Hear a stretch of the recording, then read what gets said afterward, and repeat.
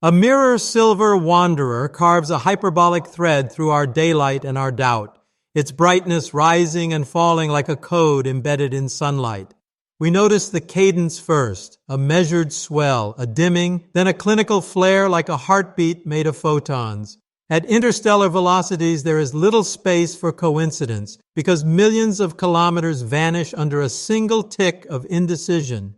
Instead, there are consequences, and those consequences are written in the language of geometry. The universe has many ways to make a stone shine: ice, frost, powdered regolith, but it has very few ways to make a stone keep time. And yet 3i Atlas keeps time. Its light curve doesn't merely flicker, it repeats, as though the object were treating our telescopes like detectors in a laboratory and the solar system like an enormous, well-instrumented bench experiment. To watch it is to feel that we are being watched back, not by eyes or intention we can prove, but by a surface designed to speak clearly across immense, indifferent dark. It was discovered as so many revelations are now, a subtraction, a moving residual, an exclamation point that remained after a night sky was divided from itself.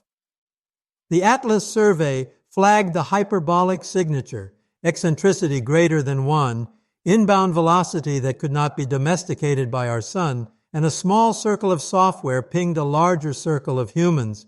Alerts leapt from servers to phones to minds. We pointed glass and silicon from Mauna Kea to La Palma, from Palomar to Sutherland, the night turning like a gigantic equatorial mount so the same thought could be held by a hemisphere. The designation came, 3i Atlas, the third known interstellar object visiting the inner system, and with it the inevitability of comparison, the cigar-lean mystery of 1i Oumuamua, the clean, outgassing cometary plume of 2i Borisov, now this newcomer whose demeanor was neither simple rock nor simple ice, but an optical personality all its own. In the first hours, before humans had time to mistrust themselves, the light curve already whispered, "Watch the reflectivity, not just the path." Telescopes do not see things, they see consequences of things. Photons leave a surface and enter a mirror, and between those two events lies the entire character of matter. We measured 3i Atlas across filters from blue to red to near infrared, searching for the faint fingerprints of hydrated minerals or the slope that hints at reddened interstellar crust. Instead, we found a spectrum that resisted a single story, as though different longitudes wore different faces. The periodicity of its brightening matched an unhurried spin, but the peaks were too sharp for rubble and too coherent for a dirty snowball. They rose like the flare from a facet, a panel, a plane. We tried to break the spell with all the mundane tricks of nature. Opposition surge from coherent backscatter, specular reflection from a smooth patch of ice, aspect changes in a triaxial body. Each explanation helped, but none felt sufficient without tuning knobs set with uncanny precision. The tempo of its light implied a shape with edges that knew where the sun was and where Earth was, and how both positions would waltz across the sky together. Anomalies in astronomy are often the soft edges of our ignorance posing as hard facts, yet there are anomalies of choreography that are harder to ignore. 3i Atlas did not accelerate like Oumuamua. There was no measurable rocketing from hidden volatiles that could survive the heat without betraying a spectral signature. It did something subtler. At certain phase angles, when sun, object, and Earth form precise geometries, the brightness surged more than models predicted, not once but in a sequence that matched nodal crossings and resonant alignments with uncanny etiquette. The glints arrived in a staircase, not stochastic sparkle but timed speculars, as if some portion of the surface possessed a bidirectional reflectance distribution function honed to speak cleanly at privileged angles. We asked whether an elongated shard could do this by chance. We asked whether an ice-smooth lens could persist from interstellar space without the ablation that makes comets dusty and dull. Each question returned with a provisional no, or a yes tethered to a chain of highly unlikely subsidiary yeses. Speculation is a lens that must be focused by restraint. Between comet and craft lies an archipelago of honest physics. Collisional fragments polished by tidal encounters, sheets of volatile hoarfrost laid down in the cold of interstellar night, even fractal, low-density aerogel, like relics sloughed from the skin of dying worlds. We explored each island with the rigor that humility demands. Yet the discipline of the light remained, and it invited a different style of question. What if the albedo is not a property, but a message? What if we are not looking at a monolithic body, but an assemblage, panelized, perhaps even latticed? OS's optical behavior is the platform rather than a byproduct. A passive beacon needs no power if it borrows the sun. A civilization that understands geometry can write to the galaxy with nothing but mirrors and patience. I am not proposing an answer. I am outlining a permission to ask. The same equations that let us distinguish methane from water ice also let us test whether reflectivity is random or curated. The universe is under no obligation to be natural in the way we prefer, only to be consistent in the way mathematics requires. Coincidence is the currency of skepticism, and we spend it freely until we notice the serial numbers line up. The brightest phases of 3I Atlas coincided with moments that did not merely favor brightness, they favored communication. When the object passed through its ascending node, where its hyperbolic arc pierces the plane of Earth's orbit, our observing geometry placed the sun, the object, and an arc of terrestrial longitudes in a configuration that maximized detectability from large ground arrays. Later, near a particular Earth-aligned elongation, the glints achieved a cadence that matched the rotational phase to within the margin of our timing uncertainties. As though a conductor had been embedded in the celestial score, we cataloged solar wind fluctuations, geomagnetic storms, telescope scheduling windows, even the interference ripple of the full moon, and still the alignments stacked in a way that felt less like the caprice of weather and more like the handshake of celestial mechanics. Perhaps this is apophenia in a lab coat. Perhaps it is the first lesson in a new literacy of light. Gravity is not a force that pushes. It is a curvature that invites. As 3I Atlas fell toward perihelion, it surfed gradients thousands of kilometers deep without ever touching them, a dancer midair reading the floor through the shape of the room. We tracked the argument of perihelion, the inclination, the radial velocity that tried to hide its origin but could not escape the arithmetic of energy. There was no need for engines here. Hyperbolic visitors do not belong to the sun long enough to require them, but there was still the question of control. If you place a thin reflective surface in a flow of photons, the light itself will push it, and the push is not metaphor. Radiation pressure is small compared to gravity, but across weeks it becomes a paragraph in the trajectory that can be read in the commas and clauses of motion. If 3I Atlas possessed even modest aerial density, a sail-like component could modulate its spin or yaw, not to navigate the orbit, which gravity already dictates, but to aim a face at precisely the moments that matter.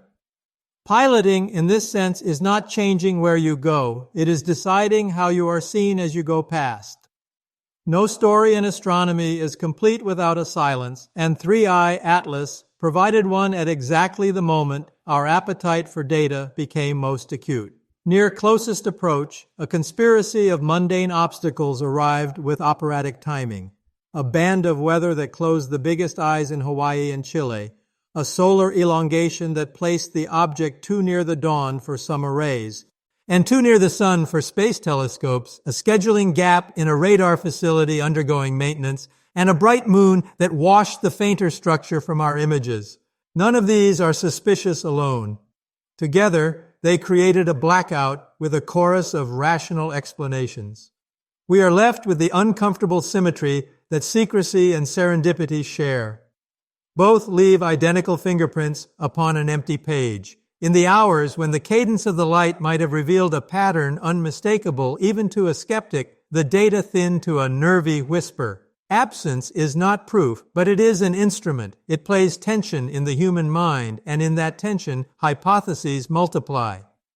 What will it mean if the sheen is shaped rather than chanced? The answer need not be a spacecraft in the romantic sense. Passive structures can be artifacts too. Calibration targets for interstellar interferometers, time-based references that ring star systems like mile markers on a cosmic highway, or retired sails that survived their journeys and now drift as disciplined debris with the dignity of a cathedral's scaffolding. The implications touch technology first, how we design our own reflectors, how we learn to talk in specular syllables across the gulfs, and then philosophy. As we accept that the night may already be full of signage, we never learn to read. A civilization that prefers passive engineering would litter no engine exhaust, beam no radio chatter, and leave a signature only in the exactness of its glints. It would be a quiet intelligence, not hiding, not announcing, but leaning into the physics that must be common to every mind, angles, rhythms, the grammar of light. For practical astronomy, the lesson is immediate and exhilarating. We can upgrade our surveys not just to hunt for the paths of interstellar visitors, but to fingerprint their optical habits in real time. We can place small, dedicated telescopes in orbits that avoid the tyranny of dawn and dusk, immune to the moods of weather and the scowl of the moon. We can coordinate arrays across continents so that the cadence of a light curve is never interrupted by a local storm. We can prepare spectroscopy modes that are agile enough to chase a flare the instant brightness crosses a threshold. And when a visitor like 3i Atlas returns us to that old thrilling ignorance, the kind that feels like standing on a shoreline where a new ocean is audible but unseen, we can meet it with the humility of testable questions rather than the bravado of conclusions. If the albedo is engineered, we will know by the insistence of repeated geometry. If it is not, the insistence will fail. Either outcome enlarges us. And so we look forward, not as astronomers chiseled into caricatures of certainty, but as students of a language that may have been spoken in quiet all along. Our descendants will likely build sails that gleam like math, lighthouses that pulse along trade winds of gravity, and archives that can be read by any civilization that understands how a surface meets a star. They will teach children to read the sky not only for constellations, but for punctuation. The deliberate comma of a specular flash, the em-dash of a blackout, the final period of a departure that never loops back. If 3i Atlas is only a natural stone with eccentric habits, we still win, for it has forced us to invent the instruments that will one day hear a deliberate whisper. And if it is not only natural, if some portion of it carries the cool intention of a mind that solved problems under a different sun, then tonight's faint glint across our detectors is not merely light, it is a greeting. It is the simplest, most democratic physics saying, we see you because you see us. So we keep watch, timing the rises and falls as if they were the breaths of a sleeping giant at the edge of our bed. We rehearse hypotheses the way pilots rehearse checklists, because we know that one day the pattern will be so blatant that the only respectable response will be to grin and get to work. We will place instruments around the orbit of Mars to catch the glints that Earth misses, and we will build constellations of small mirrors of our own, teaching light to carry not just energy, but syntax. The unknown is not an enemy here. It is the oxygen of intellect, somewhere in the long arithmetic of the galaxy, there are other minds solving the same equations, and all of us are constrained by the same constants. It is not naive to think we might therefore share a style. It is only practical to learn its letters now. The story of 3i Atlas is not concluded by our inability to agree. It is extended by our insistence on testing. Engineers will begin to prototype surfaces whose BRDFs can be tuned to sing at chosen phase angles, and philosophers will wonder whether the universe prefers whispers to trumpets. The next time a visitor arrives, we will have watching posts that never sleep, software that learns in minutes what used to take months, and protocols that treat glints like syllables rather than noise. Perhaps the first unambiguous message we will ever read will not be carved on a plate or spoken by a radio, but written across a tumbling panel that knows exactly when a star and an eye will align. And when that line of light draws itself perfectly across our mirrors, we will feel what every good experimenter feels at the end of a long night. Not triumph, not conquest, but relief. Relief that the universe kept its promise to be legible when asked the right way. Until then, we do what human beings have always done under a sky that refuses to explain itself. We refine our questions into instruments. We move beyond the old blunt dichotomies of natural and artificial toward a vocabulary of design without designer, function without intention, and intention expressed so elegantly in physics that it requires no mythology to be beautiful. A hyperbolic intruder with a disciplined albedo is an invitation to practice that vocabulary at scale. We will accept it because every advance in our understanding of the cosmos has come from treating anomalies as teachers rather than enemies. We may yet learn that 3i Atlas is a coincidence stacked upon a coincidence, a cathedral built by weather alone. Or we may learn that we are not the only engineers who trusted light more than we trusted luck. Either way, the arc across our sky has done what arcs always do in good stories. It has brought us from who we were to who we must become.